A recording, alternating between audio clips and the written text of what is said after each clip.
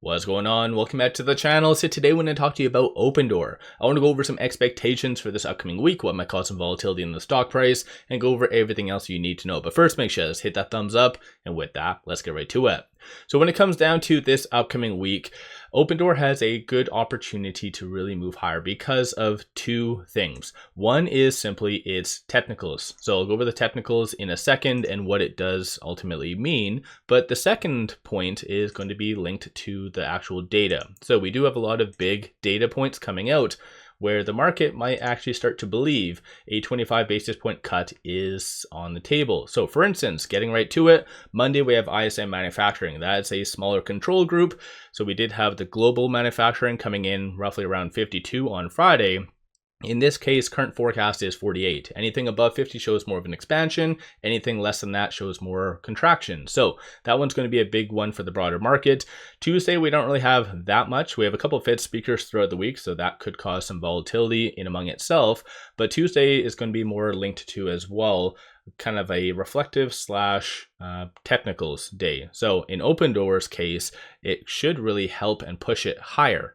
So that again is going to be something to watch for. So I'll go over some key levels to kind of pay attention to.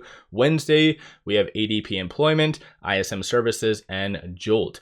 So of course, the Feds we do know are going to be really looking at three things: housing data, we have labor, and most recently, based on the minutes, they did say that they're going to be really looking at inflationary data. Luckily enough, we don't really have any of that this week, so it's going to be more linked to housing as well as labor. So even that day, we do have mortgage applications, mortgage market index, so that as well could really move Opendoor. But aside from that, Thursday, we have challenger job cuts. That's really proven that it can actually move the market quite significantly in the past. Initial jobless claims, current forecast is 205. So that one also has been a little bit more of a market mover, and that is coming out again on Thursday. Friday is going to be a very big day for the market because we have building permits, housing starts, non-farm payroll, and unemployment. Unemployment, this is going to be the first full month in a while because last couple reports included some kind of small amount of shutdown. So I believe that the shutdown came to a conclusion November 11th or 12th or one of those kind of days. And so ultimately this data right here is going to be for December. So a lot of this is going to move the broader market. Nothing really crazy for companies putting out their earnings, a couple of speculative stocks, but nothing really crazy.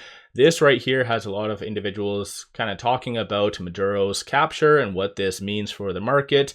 I think it's fair to assume that oil is going to really move higher regardless of the scenario, but a lot of individuals are wondering if this is going to cause a kind of a pullback in the broader market. And in my opinion, it's going to be largely based on if there's any retaliation, whether it be from Venezuela or any of its kind of allies.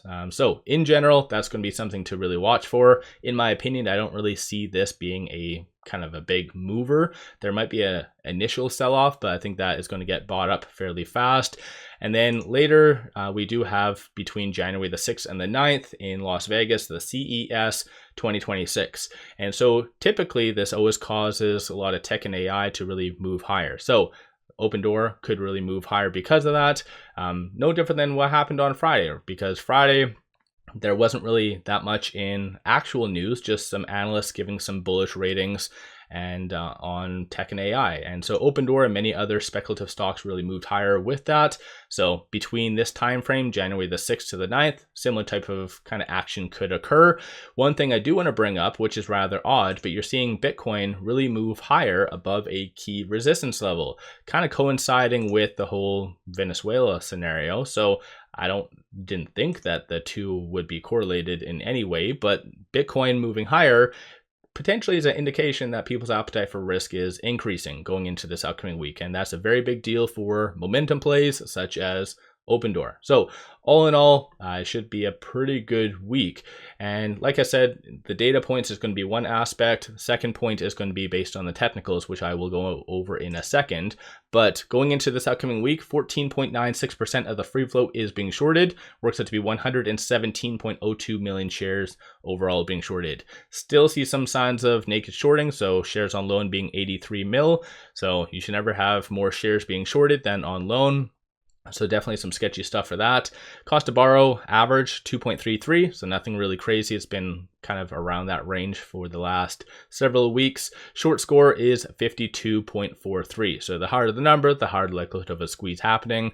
Based on the bulls, there is a consensus for it to be between that 650 and 7. So a good amount of optimism is on the table. Bears are anticipating for it to break down a little bit, nothing significant, but they're anticipating it to be between that 550 and 6. So we'll have to wait and see how that does play out. But for those of you that are day traders or swing traders, just to give you a quick overview of this. So this is Opendoor looking at the 4-hour. So again, for those of you that are swing traders and whatever else, with it at 607, it is smack dab in the middle between this pivot and this S1. So 596 is going to be a strong support, followed by 576.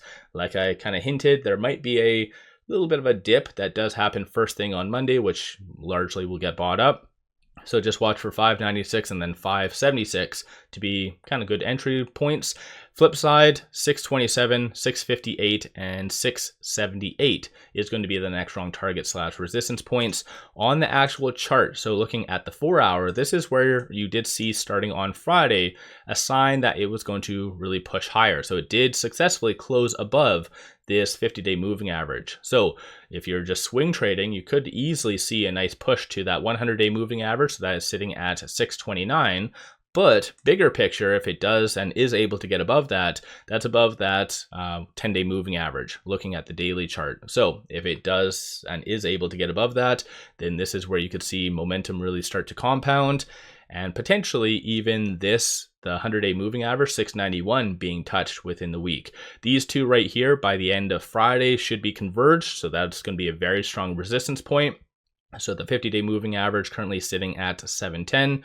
And then, like I said, that 100 is sitting at 691. So all in all, I do feel like this week you'll see a pretty nice push higher. Whether it's able to get above this, we'll have to wait and see whether, let's say, 𝗪𝗧 or Opendoor puts out something. Over the weekend, 𝗪𝗧 didn't really say anything crazy, nothing really new, nor did any member of Opendoor. So it's largely going to be based on, again, the data and the technicals. So let me know your thoughts on Opendoor. Are you planning on buying? Are you selling? What are you generally doing with Opendoor? One final thing, pop over to my Patreon if you're looking for some solid buy signals on stocks, options, crypto. Put out daily day trades, numerous swing trades.